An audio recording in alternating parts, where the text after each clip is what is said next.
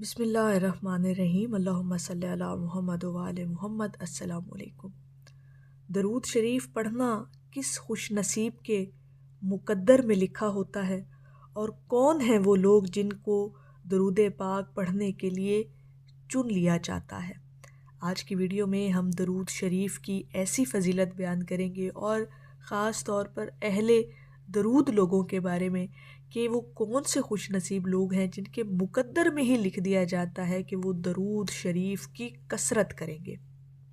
اور ان کے مقدر میں کیوں لکھا جاتا ہے، اور یہ نور ان کو کیوں عطا ہوتا ہے، اور کون سے وہ لوگ ہوتے ہیں جنہیں یہ روشنی ملنا ان کے مقدر میں لکھ دیا جاتا ہے۔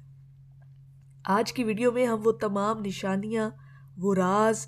اور کیفیات بیان کریں گے کہ جو یہ بتاتی ہیں کہ درود شریف کی سعادت اللہ نے کس کے لیے چن لی ہے۔ کون خوش نصیب لوگ ہیں کہ جن کے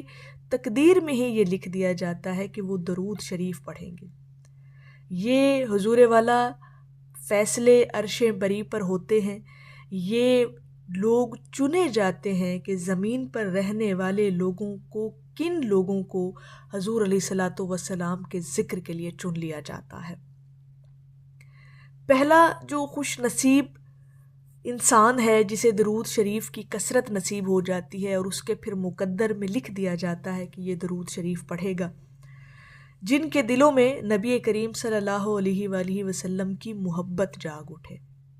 درود شریف ان کے مقدر میں لکھا ہوتا ہے جن کے دل میں حضور علیہ الصلوۃ والسلام کی محبت اللہ پاک خود ڈال دیتا ہے۔ اور یہاں پر ایک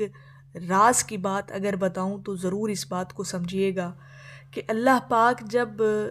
کسی بندے کو اپنی محبت کے لیے چنتا ہے نا، کسی اپنے بندے کی ادا کو جب اللہ پاک خود پسند فرماتا ہے تو پھر اسے اپنے محبوب کی محبت بھی عطا کرتا ہے۔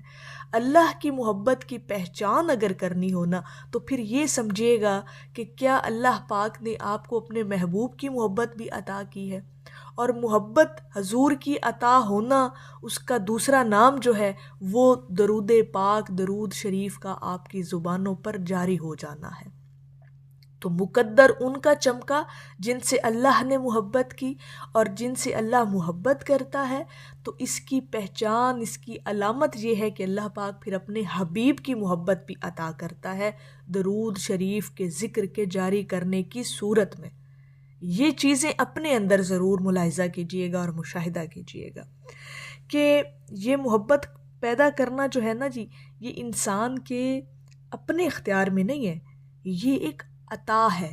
اور یہ عطا اللہ رب العزت کی طرف سے آپ کو ملتی ہے۔ جب دل محبت مصطفیٰ صلی اللہ علیہ وآلہ وسلم سے لبریز ہوتا ہے تو زبان خود بخود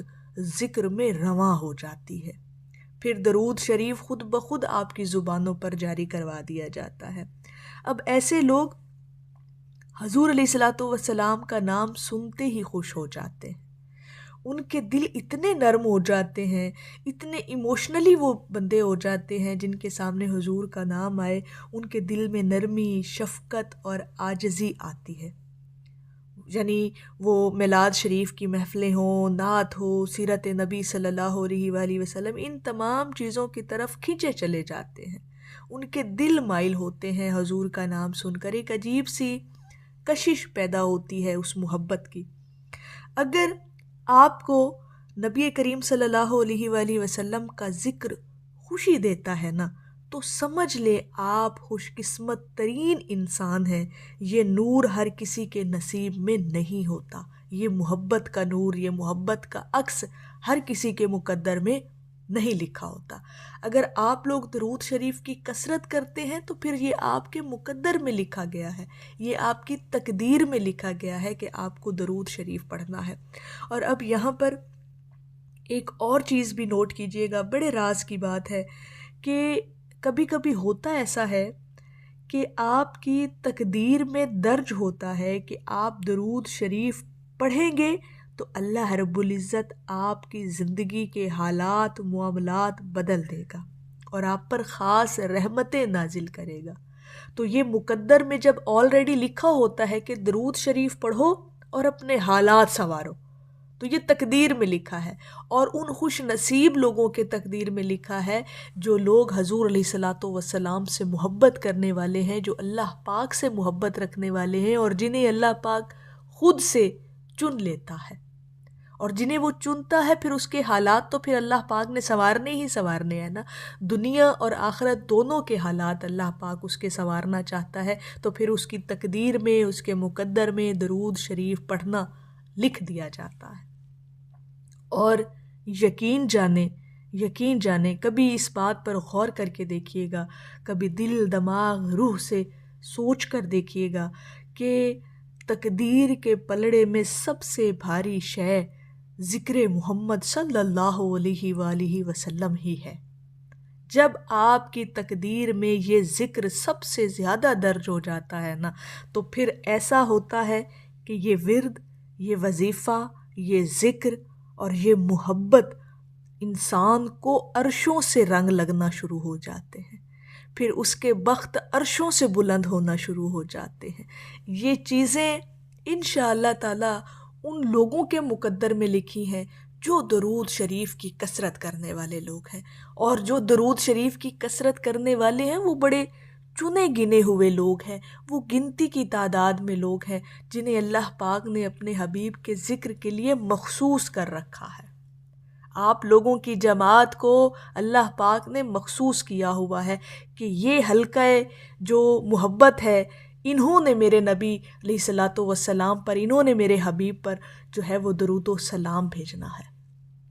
تو یہ چیزیں آپ مقدر سے لکھوا کر لائے ہیں۔ آپ اس دنیا میں جب آئے ہیں، اس دنیا میں، تو اللہ پاک نے آپ کے مقدر میں، آپ کی تقدیر میں یہ درج کر دیا ہے کہ آپ میرے نبی کریم پر درود و سلام کی کثرت کریں گے۔